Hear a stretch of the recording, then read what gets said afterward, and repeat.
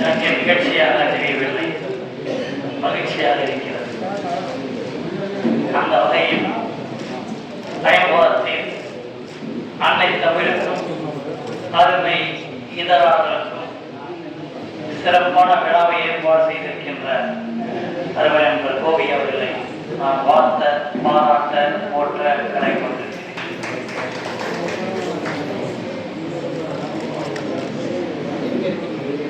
இந்திய வரலாற்றில்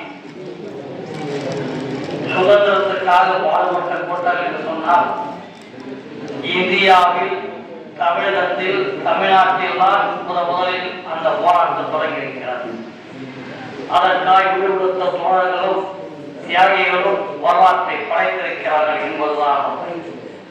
அந்த வகையில் அனைவரையும் போற்றுகின்ற விழாவாக இந்த பத்திரிகையாளர் ஊடக அமைப்பும் அருமை நண்பர் கோவி அவர்களும் அவரோடு இணைந்திருக்கிற அனைவரையும் நான் இங்கே பாராட்ட கடமைப்பட்டிருக்கிறேன். இந்த நிகழ்ச்சியில் எனக்கு அருகில் ஆன்மீக தலைவர்கள் எல்லாம் அமர்ந்திருப்பது ஆன்மீக தியாகிகளையும், ஆன்மீகவாதிகளையும், ஆன்மீக உண்மையான தோழர்களையும் பார்க்கிற ஒரு மனம் மகிழ்ச்சி கொள்கிறார். அதை விட என் இனிய நண்பர் கட்டபொம்மன், இளைய கட்டபொம்மன் அவர்கள் இங்கே அமர்ந்திருப்பது இன்னும் இந்த நிகழ்ச்சிக்கு சிறப்பாக இருக்கிறது.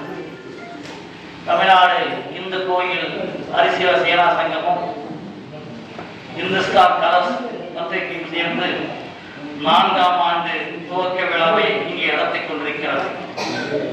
தமிழ்நாடு ஊடக மக்கள் சங்க செய்தியாளர்களும் ஊடக நண்பர்களும் இங்கே குவிந்திருக்கிறார்கள்.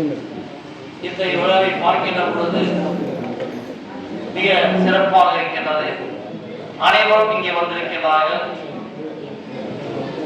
எனக்கு எழுத்துத்துறை பிடிக்கும், இலக்கியத்துறை பிடிக்கும், பத்திரிகை துறை பிடிக்கும், சினிமா துறை பிடிக்கும், ஆன்மீகத்துறை பிடிக்கும். இத்தனை துறை எனக்கு பிடிக்கும் என்பதால் தான் அண்ணா துறை எனக்கு பிடிக்கும். அந்த வகையிலே அனைத்து தமிழிலும் அருந்தமிழ் பாடுபட்டவர் பேரறிஞர் அண்ணா. அண்ணாவுடைய அந்த அருந்தமிழ் இந்த சென்னை மாநகரை தமிழ்நாடாக மாற்றியிருக்கிறது. இந்த இனிய விழாவில், இலக்கிய விழாவில், இயல்பான விழாவில், இன்னதமான விழாவில், இனிய விழாவில் நான் அவர்களை எதிர்பார்க்கிறேன். ஆன்மீக பிழை என்று சொன்னால், தெய்வ அருள் இல்லை என்று சொன்னால் இலக்கியம் இல்லை. இறைவன் இருக்கும் இடத்தில் இலக்கியம் இருக்கும், இலக்கியம் இருக்கும் இடத்தில் இறைவன் இருப்பான். அந்த வகையில் இங்கே இதழாளர்கள் கூடியிருக்கின்றார்கள், பத்திரிகையாளர்கள். எத்தனை துறை இருந்தாலும் கூட பத்திரிகை துறையும் பத்திரிகையாளர்களும் மேன்மையானவர்கள், மிகச் சிறந்தவர்கள். தன்னை இழந்து இதற்காக உழைக்கின்றவர்கள், குடும்பத்தை மறந்து தன்னை இழந்து இதற்காக உழைக்கின்ற இந்த இனியவர்களை போற்றுகின்ற ஒரு பாதையை நான் பார்க்கின்றேன். எனக்கு முன்னால் பல்லாண்டு நண்பன் மனோகரனை பார்க்கிறேன். அந்த மனோகரன் பத்திரிகை துறைக்கு வந்து 40 ஆண்டுகளுக்கு மேலாகிறது. இந்த பத்திரிகை துறையில் பல்லாண்டு உழைத்து ஓடி உழைத்து ஓய்ந்து போகாமல் இன்றும் ஓடி கொண்டிருக்கிறார். அத்தகைய நண்பர்கள் எல்லாம் பத்திரிகை துறைகளை பார்க்கின்ற போது ஒரு மகிழ்ச்சியாக இருக்கிறார். அந்த வகையில் மிக சிறந்த விழாவாக இந்த விழா அனைவருக்கும் வந்து வழங்கப்படுகிறது. எழுத்தாளராக இருந்தாலும் சரி, பத்திரிகையாளராக இருந்தாலும் சரி, கவிஞராக இருந்தாலும் சரி, ஆன்மீகமாக இருந்தாலும் சரி, ஆற்றமிகு தமிழராக இருந்தாலும் சரி, எங்கும் தமிழ் இருக்க வேண்டும், தமிழ் இருந்தே ஆக வேண்டும். தமிழ் இனிப்பது மட்டுமல்ல, நம் இதயமாக அது இயக்கிக் கொண்டிருக்கிறது. நான் எந்த கூட்டங்களுக்கு சென்றாலும் சொல்வேன், உங்கள் குழந்தைகளை அம்மா அப்பா என்று அழைக்கின்ற ஒரு பழக்கத்தை உருவாக்கினர். தயவு செய்து மம்மி என்றும் தாடி என்றும் அழைத்து உங்கள் குழந்தைகளுடைய ஆரம்ப காலத்தையே இடுக்கி விடாதீர்கள், ஒடுக்கி விடாதீர்கள். நாம் பெற்ற தாய்நாட்டின் பெருமையை உணர்த்துகின்ற நம் தமிழ் மொழியை நாம் உணர்த்துகின்ற அம்மையின் தாயை அம்மா என்று அழைப்பதை விட்டுவிட்டு தந்தையை அப்பா என்று அழைப்பதை விட்டுவிட்டு அவளை தப்பான முறையில் டாடி என்று அழைப்பதும் அது கூட இப்போது சுருங்கி டாட் என்றாகிவிட்டது. ஆகவே தூய தமிழ் நிலையினாலும் கூட துணிந்து தமிழ் பேச வேண்டும்.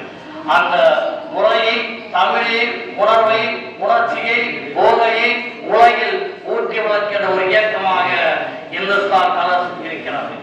இந்துஸ்தான் கலர்ஸ் என்று இருப்பது கூட ஆங்கில வார்த்தை கலந்திருக்கிறது. அதை தமிழாக்கம் செய்திருக்கிறார். ஏனென்று சொன்னால் தமிழ்தான் இனிது, தமிழ்தான் புதியது, தமிழ்தான் எப்போதும் நம்மை காக்கின்ற ஒரு உணர்வு, உணர்ச்சி, உயிர். ஆகவே தமிழ் பெயர் வைக்க வேண்டும், தமிழில் அழைக்க வேண்டும், தமிழில் இயக்க வேண்டும். இதையெல்லாம் நான் இங்கே சொல்வதற்கு காரணம், இது ஆன்மீக நிகழ்ச்சியாக மட்டுமல்லாமல் ஆற்றமிகு தமிழ் நிகழ்ச்சியாக இருக்கிறது. அதைவிட பத்திரிகையாளர்கள் குவிந்திருக்கிறார்கள். இந்த வகையிலே இவர்கள் எல்லாம் போட்டியோட கடமையாக நான் காட்டுகிறேன். நண்பர்களே, எந்த நாடாக இருந்தாலும், எந்த நாட்டு மக்களாக இருந்தாலும் அந்த நாட்டு மக்களுக்கு தமிழ் உணர்ச்சி இருக்க வேண்டும். தமிழ் இல்லை என்று சொன்னால் அந்த நாடு மிக விரைவில் அழிந்துவிடும். ஆகவே தமிழை போற்ற வேண்டும், தமிழ் கடவுள் முருகனை போற்ற வேண்டும், தமிழுக்காய் வாழ வேண்டும், தமிழ் உணர்வை போற்ற வேண்டும்.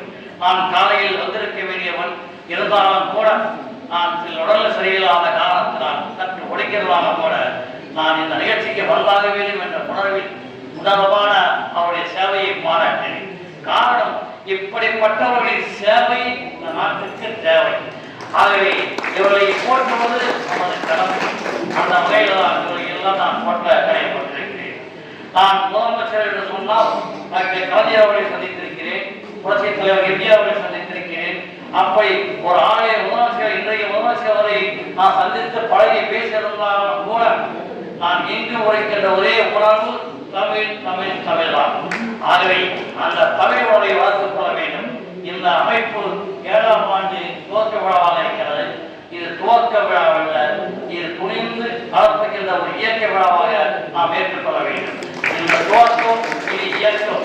அந்த இயக்கம் நமக்கு இதயமாக இருக்கும் என்பதை நான் சொல்ல கடமைப்பட்டிருக்கிறேன். ஆகவே நண்பர்களே, இத்தகைய நிகழ்ச்சி எனக்கு மகிழ்ச்சி தந்திருக்கின்றது.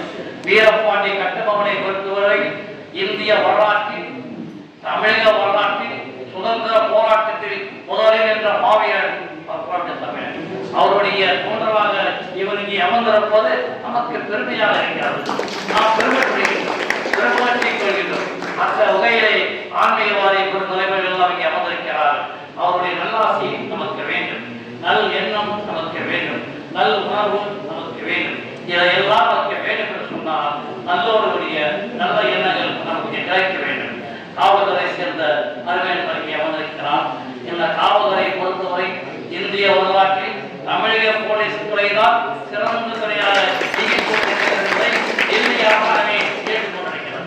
அந்த வகையை காவல்துறையாக இருந்தாலும் சரி, நமக்கு எந்த ஆவல்துறையாக இருந்தாலும் சரி, அந்த துறையில் நாம் ஆழமாக, ஆர்ப்பாட்டமாக, ஆர்வமாக செயல்பட வேண்டும் என்பதை நான் சொல்ல தலைப்பட்டிருக்கிறேன். நண்பர்களே, என்னை பொறுத்தவரையில் யாராக இருந்தாலும் சரி, எப்படியாக இருந்தாலும் சரி, உணர்வு வேண்டும், உள்ளத்தில் தூய்மை வேண்டும், உண்மை வேண்டும், நேர்மை வேண்டும். மனிதன் என்று சொன்னால் அவனுக்கு இந்த 3 நிச்சயமாக இருக்க வேண்டும். 1 உண்மை, 2 தூய்மை, 3 நேர்மை. இந்த 3 இல்லாதவன் உண்மையிலே அவர் மனிதனாக இருக்க முடியாது. ஆகவே இங்கு உள்ள அனைவருக்கும் இந்த 3 இருக்கிறது. ஆகவே இந்த 3 உள்ள உங்களை எல்லாம் உண்மையாக, நேர்மையாக, தூய்மையாக கருதி வாழ்த்த, பாராட்ட கடமைப்பட்டிருக்கிறேன். ஆக இத்தகைய பத்திரிகை துறையை மிக மிக கஷ்டம், மிக மிக கடினமான ஒரு இயக்கம், கடினமான ஒரு தொழில், கடினமான ஒரு பணி. பத்திரிகையாளர் தன்னை இழந்து பத்திரிகை நடத்துகின்றான், தன்னை உணர்ந்து பத்திரிகை நடத்துகின்றான். அத்தகைய பத்திரிகையாளரை போற்றுவது நமக்கு கடமையாகும். அதே போல் நம்முடைய ஆன்மீகவாதிகளும், இலக்கியவாதிகளும், அரசியல்வாதிகளும், உயர்துறையில் இருக்கிற அத்தனை வாதிகளுமே நேர்மையும் உண்மையும் தூய்மையும் கலந்திருப்பார் சொன்னால் அந்த இயக்கம் உருப்படும், அந்த அமைப்பு அவதிப்படும். அந்த இயக்கத்தில் உள்ள அத்தனை பேருமே வளர்வாள் என்பதை நான் சொல்ல கடமைப்பட்டிருக்கிறேன். நான் பேச சொன்னால் 10,000க்கு மேற்பட்ட பட்டிமன்றங்கள் பேசியவன், பல இலக்கியங்கள் பேசியவன், உலகம் முழுவதும் தமிழ் வளர்ச்சிக்காக பேசிக்கொண்டு வருகிறவன். அந்த வகையிலே நான் நிறைய பேச வேண்டும் என்ற ஆவல் இருந்தாலும் கூட எனக்கு பின்னால் ஒரு காவல் இருக்கின்றது. ஆகவே நான் இத்தோடு முடித்துக் கொள்ள வேண்டும் என்று ஆசைப்படுகிறேன். ஆகவே இந்த நிகழ்ச்சிக்கு வந்திருக்கின்ற காவல்துறை அதிகாரியும் நம்முடைய வீரபாணி கட்டபொம்மன் இளைய கட்டபொம்மன் அவர்களையும் மற்றும் மாநில தலைவர்களையும் இனிய நண்பர் வந்திருக்கிறார் அவர்களையும் மனோகர் அவர்களையும் அனைவரையும் இன்று பொன்ராய் இங்கே வந்திருக்கிறார். பொன்ராய் அகில இந்திய தமிழ் சங்கத்தின் செயல் வீரர் அவரும் இந்த நிகழ்ச்சி வந்திருக்கிறார். ஆக அகில இந்தியாவின் பொறுப்பில் இருக்கிற அனைவருமே இங்கே கூடியிருப்பது இந்த அமைப்புக்கு பெருமை, இந்த இயக்கத்துக்கு பெருமை, இந்த கட்டணத்துக்கு பெருமை, இந்த கட்டுரைக்கு அத்தனை தோழர்களுக்கு பெருமை என்பதை சொல்லிக்கொண்டு இந்த நிகழ்ச்சி மிக சிறப்பாக இருக்கிறது, பொறுப்பாக இருக்கிறது. ஆகவே சிறப்பாகவும் பொறுப்பாகவும் இந்த நிகழ்ச்சி இருக்கிற காரணத்தினால் வருமான நிகழ்ச்சியில் இன்னும் மிக சிறப்பாக இருக்க வேண்டும் என்று சொல்லி இன்றைய நிகழ்ச்சி வெற்றி பெற வாழ்த்தி விடைபெறாமல் இருக்கிறேன். வாழ்வுடன் வெற்றி நாளை அறிந்திருக்கிறோம். இப்படி தோற்கி எப்படி வெல்லும் நீதிக்கு இது ஒரு போராட்டம். நிச்சயம் உலகம் பாராட்டும். நன்றி, வணக்கம்.